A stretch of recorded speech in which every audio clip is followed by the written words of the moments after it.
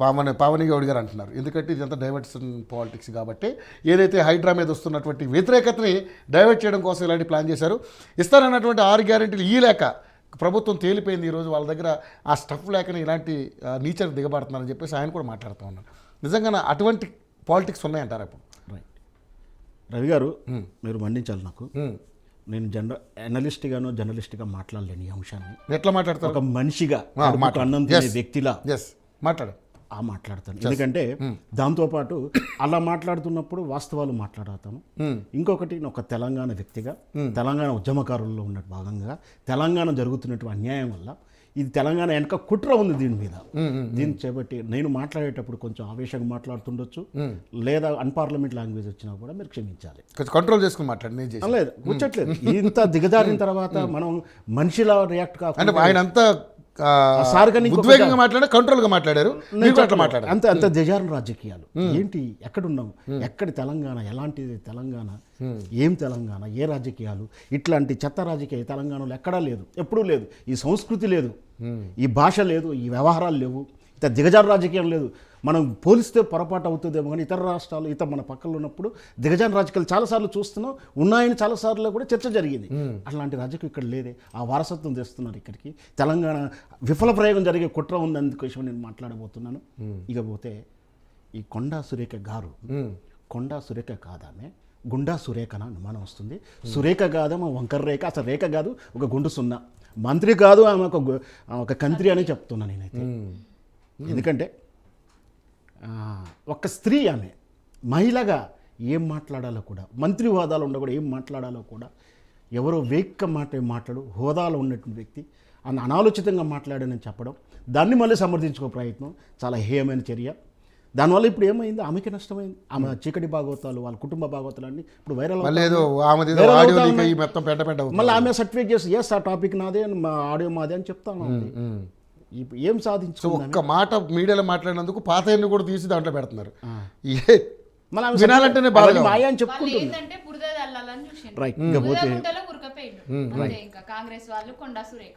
ఎక్కడి నుంచి ప్రారంభమైంది? ఇకపోతే రఘునందన గారి కాడి నుంచి ప్రారంభమైంది. అవును, ఇక్కడి నుంచి విమర్శించాల్సి వస్తే ఇక్కడి నుంచి విమర్శిస్తారు. నిజమైన హిందువు, సాంప్రదాయమైన సనాతన ధర్మం తెలిసిన వారు ఒక పరస్త్రీకి వివాహితకు దండ వెయ్యరు. మనం టెంపుల్కి వెళ్ళినా కూడా చేతి కుంకుమ ఇచ్చి అయ్యగారి పెట్టుకోమంటాడు. మరి ఈ సెన్స్ లేదా? ఈ హిందూ పార్టీ తరపున వచ్చినటువంటి అది పూలదండ కాదు కదా, ఏ దండైనా సరే నూలు దండ అనేది కూడా ఇక్కడ అంశం వస్తుంది. దాన్ని ఆయన ఉద్దేశం వేరే. కరెక్టే. వాళ్ళు ఏం మాట్లాడతారు? సమస్యల్ని ఆ నూలు పోగులు వాళ్ళు అల్లారు కాబట్టి దాన్ని వేయడం అనేది ఆ సమస్యలు, ఈ సమస్యలు మీ సమస్యలు నేను చెప్తాను. అక్కడి నుంచి ప్రారంభమైంది. ఆ పని ఆయన చేయకుంటే ఇంత రాక. ఎందుకంటే నేను చెప్తాను సెన్సిటివ్ ఎలా ఉంటాయంటే, ఒక ఆమె భర్త ముందు ఎవరితో మాట్లాడితే ఎందుకు అనుమానం వస్తున్నప్పుడు, సాంప్రదాయం వస్తున్నప్పుడు అసలు మాట్లాడితే తప్పు జరిగింది కానీ అంశం ఎట్లా ఉంటుందో, హిందూ సాంప్రదాయాలు తెలిసిన వారు ఆ పని చెయ్యరు. నేను ఆ ఉద్దేశంతో వేయలేదు, అవన్నీ తర్వాత సర్దుపుచ్చుకునేవాను. అది జరిగింది. ఆ తర్వాత దాన్ని ఆ సోషల్ మీడియాలో నాకు ఉన్నాము కానీ, ఎందుకంటే నేను తెలంగాణ ఆన్లైన్ వర్కింగ్ జర్నలిస్ట్ యూనియన్లో ఉన్నాను, సోషల్ మీడియాలో ఉన్నాను. ఈ సోషల్ మీడియా ప్రారంభం నుంచి గత 15 years 20 years నుంచి నేను అందులో ఉన్నాను. దానితో పాటు ఈ ఫ్యాక్ట్ చెక్ అని ఒకటి ఉంటుంది, గూగుల్ వాళ్ళు చేస్తాను, అది వెనక్కకు వెళ్ళి అది నిజామాబద్ధం తెలుసుకునేట్టు ట్రైనీ చేసుకున్నాను. ఇవన్నీ అవగాహన ప్రకారం నాకున్నంత ఆ మిస్టర్ ఎంఐతో అకౌంట్ ఉంది. అది బీఆర్ఎస్ పార్టీ, రాజకీయ పార్టీ అఫీషియల్ టీం నుంచి వచ్చినట్టుకైతే నాకైతే అనిపిస్తలేదు. ఒక వ్యక్తిగత అభిమానంతో ఎవరైనా పెట్టుండొచ్చు, మేబీ కావచ్చు బీఆర్ఎస్ టీమే చేసి ఉండొచ్చు. అంటే ఉన్న కొంచెం అనాలిసిస్ ప్రకారం, అంటే సర్టిఫై చేస్తలేను, నాకు అంతే రూఢిగా అభిప్రాయం, అది రూఢిగా 100% అఫీషియల్గా నాకు తెలుసు. అఫీషియల్ ఆఫీస్ నుంచి అంటే తెలుగుదేశం పార్టీ, కాంగ్రెస్, గాంధీ భవన్, ఈ బీజేపీ పార్టీ వాళ్ళ అఫీషియల్ ఫేజీలు ఎలా ఉంటాయో, వాళ్ళ ట్విట్టర్ వాళ్ళు చేసే ఫోటోషాప్ వర్క్ ఎలా ఉంటాయో చూసి చెప్పొచ్చు. వెనక పోస్టులు వెంటనే మీకున్న ఎక్స్పీరియన్స్ వెంటనే అఫీషియల్ పేజీలో వచ్చిన పోస్ట్ ఏ విధంగా వస్తుంది, బినామీ పేరు నుంచి అఫీషియల్ పేజీలకు ఎలా వస్తుంది, తర్వాత వాట్సాప్లోకి ఎలా వస్తుంది, ఇదంతా కూడా సర్క్యులేట్ ఏ విధంగా అవుతుందో ఒక రూట్ కెనాల్ అనేది నాకు అవగాహన ఉంది. లేదు అయినా సరే ఒకవేళ మీరు అన్నట్టు కానీ ఇతరులు అన్నట్టు వాళ్ళే చేసిన దాంట్లో బాధ్యతారహితంగా ప్రవర్తించింది ఆ పేజీ కానీ బీఆర్ఎస్ పార్టీ అని చెప్పాలి. ఇది తప్పు, రెండో తప్పు వీళ్ళది. అయితే దీంట్లో లీగాలిటీ కూడా లేదు. నేను చూసాను, చదివాను. అపార్థం వచ్చేలా, అవహేళన చేసేలా అర్థాలే ఉన్నాయి కానీ మార్ఫింగ్ చేయలేదు. దాంట్లో ఫోటో మార్ఫింగ్ చేయలేదు, అసభ్య పదజాలం వల్లేదు. ఏదో అక్కడ జరిగిన సందర్భాన్ని వ్యతిరేకంగా రాస్తూ కళ్యాణ్ ముబారక్ ఏదో జరిగింది వచ్చా అని రాశారు. అది జరిగి 3 రోజులు, బహుశా నాకు తెలిసి 27 నాకు అవగాహనలో 27వ తారీఖు 28వ తారీఖు జరిగింది. అది ఆ రోజు పోస్ట్ అయింది. 3 రోజుల తర్వాత ఇది రగిలిపోతా ఉంది. మరి అది చూసినట్టు కొండా సూర్య గారు 3 రోజులు అన్నం తినలేదంటే బాధపడింది. ఆ మనోవేదన పడిన ఈ విధంగా మాట్లాడదు. వాస్తవానికి ఇలా మాట్లాడకూడదు. వీటన్నిటికీ కారణం ఏంటంటే వేరువన్నట్టు డైవర్షన్ రాజకీయమా ఏమైనా కన్నా దీని వెనక పెద్ద వ్యవస్థ పనిచేస్తూ ఉన్నాయి. మొదటిగా ఏంటంటే వీటికి సోషల్ మీడియా క్యాంపెయిన్. ఈ తప్పు పట్టాల్సింది అందరికంటే సోషల్ మీడియా.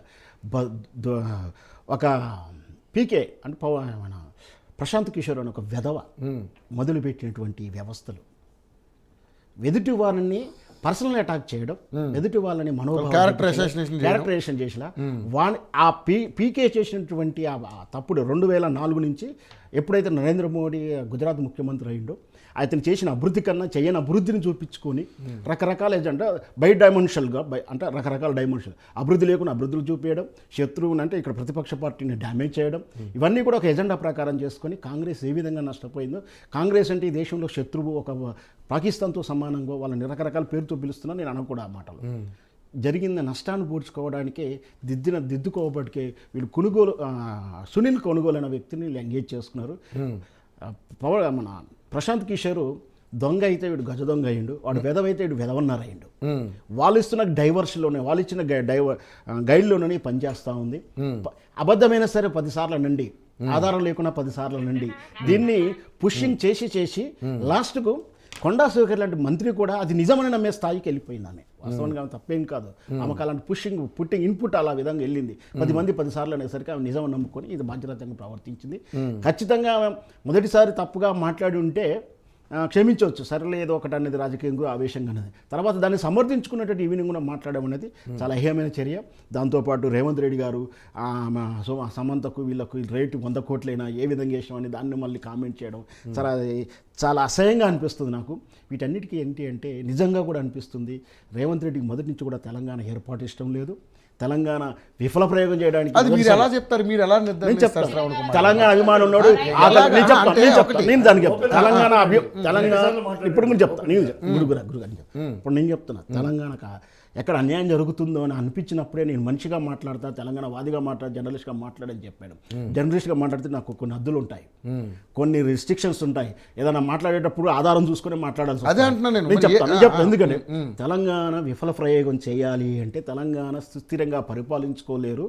వాళ్ళు పరిపాలించలేకుండా పడిపోతే తెలంగాణ చూశారా వాళ్ళకి పరిపాలన రాదు, వాళ్ళకి రాదని చెప్పడానికి కుట్ర చంద్రబాబు నాయుడు కుట్రలో భాగంగా ఈ రేవంత్ రెడ్డి బ్రోకర్గా ఏజెంట్గా ఇంట్లో కూతురు పెళ్లి పెట్టుకొని బ్రోకరేజం పోతాడు. ఎవడన్నా చంద్రబాబు బ్రోకరేజ్ పక్కన దొరుకుతానికి పోతాడు. చంద్రబాబుకు సామంత్ రెడ్డి కాదు, ఇంట్లో పెళ్లి పెట్టుకొని పెళ్ళుంటే ఎలా ఉంటారండి? ఎవరన్నా పెళ్ళుంటే ఎలా ఉంటారండి? పెళ్లి పనులుంటే ఎలా ఉంటాడు? ఇట్లా బ్రోకరేజ్ పోతాడు, సుట్ కేసులు పట్టుకు మోస్తాను పోతాడు. అది కూడా మళ్ళీ ఏంటి పెళ్లి ఖర్చుల కోసం. మరి తర్వాత అంటుంది అంటే అసలు డీలు 4 కోట్లు అయితే 10 కోట్లు డిమాండ్ చేసిండు, మిగతా 6 కోట్లు దబ్బిండా అని ఆ తెలుగుదేశం వాళ్ళు ఆ రోజు ఆరోపించారు. సరే వ్యక్తిగత వాళ్ళ పార్టీ. ఆ విధంగా తెలంగాణ ప్రయోగాన్ని విడగొడతానికి ఫెయిల్ చేయడానికి ఫెయిల్ను రూపించడానికి పార్టిసిపేట్ చేసిన రేవంత్ రెడ్డి ఈరోజు తెలంగాణ ముఖ్యమంత్రి తెలంగాణ బ్రాండ్ను తెలంగాణ బ్రాండ్ ఇమేజ్ను కుట్రని ఇబ్బంది చేస్తున్నాడు. ఒకవైపు రియలేషన్ దెబ్బ తీసుకుంటూ ఆంధ్రాకు ఇప్పుడు స్వర్ణాంధ్ర వాళ్ళ అమరావతి డెవలప్ చేస్తానికి కుట్ర జరుగుతుందా అని అనిపించేలోపు సినిమా ఇండస్ట్రీ కూడా ఈ వెధవల దగ్గర మనం ఉండడం కన్నా మనం తరలిపోదాం ప్లాన్ చేస్తున్నాడు అనిపిస్తుంది. ఆలోచన పుడుతుంది, వాళ్ళు ఖచ్చితంగా పడుతుంది. ఏంది చర్చా రాజకీయాలు ఎవడో ఎక్కడో చేస్తే ఇవాళ ఈరోజు నాగార్జున గులగొట్టారు, నాది కొడుతుంది. ఎందుకంటే చాలా వరకు ఏ రూల్స్ చేసినా మనిషి అనేవాడు రూల్స్ ప్రకారం పోలేడు, అసాధ్యంగా పోలేడు. మనిషి అనేవాడు ఎన్ని రకాల ఇల్లు కట్టేటప్పుడు కూడా ఇంటి ముందర కంకర సూర్యుని కూడా పోసుకోవడానికి అవకాశం లేదు. రూల్ ప్రకారం చూస్తే జిహెచ్ఎంసీ మనం ఇంటి కలుగుతున్నప్పుడు ఇంత ఇసుక కూడా రోడ్డు దీనికి ఎంత పెద్ద కోణం ఉన్నట్టు ఖచ్చితంగా ఉంది. ఇంత కోణం లేకుండా గురువు గారు రవి గారు అవకాశం లేకుండా నేను కాదు, నీకు తెలుసుకున్నా తెలియకుండా కడుపు గుచ్చుకుంటే కత్తి కుట్ర ఉండకపోవచ్చు, కానీ కూడిస్తే గాయం అవుతుంది, చనిపోతారు. ఇది జరిగే పరిణామం చివరి ఫలితం ఇదే జరుగుతుంది.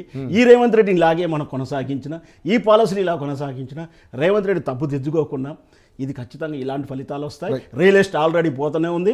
ఇప్పుడు సినిమా ఇండస్ట్రీ కూడా వెళ్ళడానికి సిద్ధంగా ఉంది. విశాఖపట్నంలో ఆల్రెడీ వాళ్ళు డీల్ చేసుకున్న గతంలో కాట్లాడించారు. ఈరోజు ఎర్ర తివాచి కాదు గ్రీన్ తివాచి అన్ని రకాలు చేసుకొని చంద్రబాబు నాయుడు సినిమా పరిశ్రమను ఎక్కడికి అమరావతికి వస్తే కానీ అమరావతికి బ్రాండ్ ఇమేజ్ రాదని ఒక దృక్పథంతో ఉన్నారు. ఆ కుట్రలో ఏమన్నా భాగంగా ఇవన్నీ జరుగుతున్నాయని మనం నాకు కానీ నిజంగానే అప్పుడు ఫోటోగ్రాఫ్ వేశారు మాకు చూశాను. దాన్ని అంత అంటే డిఫరెంట్గా మనం చూడాల్సిన అవసరం ఏముందో నాకైతే ఎవరు ఏది అది కూడా మూడు రంగులు ఆ? లేదు.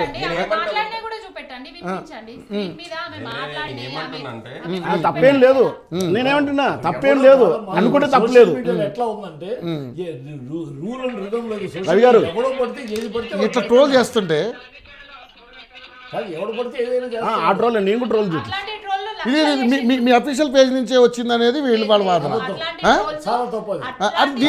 దీని తప్పని మనం ఎలా నిర్ధారించగలం? అది కాదు అని నేను చెప్తా. ఎందుకంటే ఇది ఊహాగానం. ఎవరు సోషల్ మీడియాలో ఎవరి మీద ఎవరు ఇష్టం వచ్చేది ఎవరు కంట్రోల్. మీకు రఘునందన్ గారు తప్పు మీకు అనిపించకపోవచ్చు, తప్పు నాకు అనిపిస్తుంది. ఎందుకంటే హిందూ సాంప్రదాయం నమ్మే వ్యక్తిని, హిందుత్వాన్ని అనుసరించే వ్యక్తిని, సనాతన ధర్మం ఏంటో తెలిసిన వ్యక్తిని, ఆయన ఎంఐఎంకి పనిచేసినాడు కాబట్టి ఆ ఎంఐఎం లక్షణాలే కనపడుతున్నాయి అంట. నేను ఎవరు కూడా ఏరు అసలు ఆయమన్నారు. ప్రభుత్వంలో ఉన్నారు కదా, దాని ఒరిజినల్ ఎక్కడి నుంచి స్టార్ట్ అయిందో పట్టుకోమనండి. వాళ్ళ చేతిలో పట్టుకోమని. మీ అధికారం మీ చేతిలో ఉంది, ఆఫీసర్ మీద పట్టుకోండి. ఎందుకు ఉన్నే అక్కడి నుంచి వస్తుంది ఇక్కడ నుంచి ఆధారం లేని ఆరోపణలు చేసి దానికి మేము టెన్షన్ అయిపోయాం, మేము బాధపడ్డాం అని మీరు ఇంకో తప్పుడు మాటలు మాట్లాడితే ఎందుకు? మీరు దగ్గర గవర్నమెంట్ మీ చేతిలో ఉంది కదా.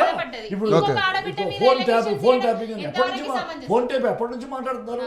పట్టుకోండి ఫోన్ ట్యాపింగ్. గవర్నమెంట్ రవి గారు ఇప్పుడు తెలుగు సినిమా ఇండస్ట్రీ నుంచి ఆయన ఒక ఎలిగేషన్ చేస్తా ఉన్నారు.